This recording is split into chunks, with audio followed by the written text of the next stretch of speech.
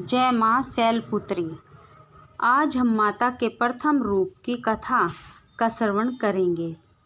नवरात्रि का त्यौहार 9 दिनों तक चलता है। इन 9 दिनों में माँ दुर्गा के अलग अलग स्वरूपों की उपासना की जाती है। नवरात्रि का पहला दिन माँ दुर्गा के शैलपुत्री स्वरूप को समर्पित है। पर्वतराज हिमालय के घर पुत्री रूप में उत्पन्न होने के कारण इनका नाम शैलपुत्री पड़ा। नवरात्र पूजन के पहले दिन इनकी उपासना का विधान है। माँ शैलपुत्री की कथा। एक बार प्रजापति दक्ष ने एक बहुत बड़ा यज्ञ किया। इसमें उन्होंने सारे देवताओं को अपना अपना यज्ञ भाग प्राप्त करने के लिए निमंत्रित किया, लेकिन शंकर जी को उन्होंने इस यज्ञ में निमंत्रित नहीं किया। सती ने जब यह सुना कि उनके पिता एक अत्यंत विशाल यज्ञ का अनुष्ठान कर रहे हैं, तब वहां जाने के लिए उनका मन विकल हो उठा। अपनी यह इच्छा उन्होंने शंकर जी को बताई। सारी बातों पर विचार करने के बाद उन्होंने कहा, प्रजापति किसी कारण से हमसे नाराज है। अपने यज्ञ में उन्होंने सारे देवताओं को निमंत्रित किया है, उनके यज्ञ भाग भी उन्हें समर्पित किए हैं, लेकिन हमें जानबूझकर नहीं बुलाया, कोई सूचना तक नहीं भेजी। ऐसी स्थिति में तुम्हारा वहां जाना सही नहीं होगा। शंकर जी के यह कहने से भी सती नहीं मानी।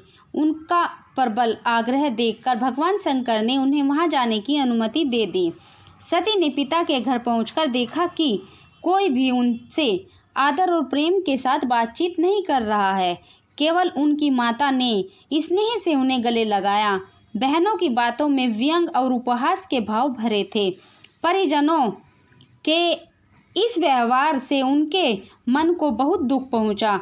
यह देखकर सती का हृदय शोक, ग्लानि और क्रोध से संतप्त हो उठा। उन्होंने सोचा, भगवान शंकर जी की बात न मान यहाँ आकर मैंने बहुत बड़ी गलती की है। वे अपने पति भगवान शंकर के इस अपमान को सह न सकी। उन्होंने अपने उस रूप को तत्क्षण वहीं योगाग्नि द्वारा जलाकर भस्म कर दिया। वज्रपात के समान इस दारुण दुखद घटना को सुनकर शंकर जी ने क्रुद्ध हो अपने गणों को भेजकर दक्ष के उस यज्ञ का पूर्णतः विध्वंस कर दिया।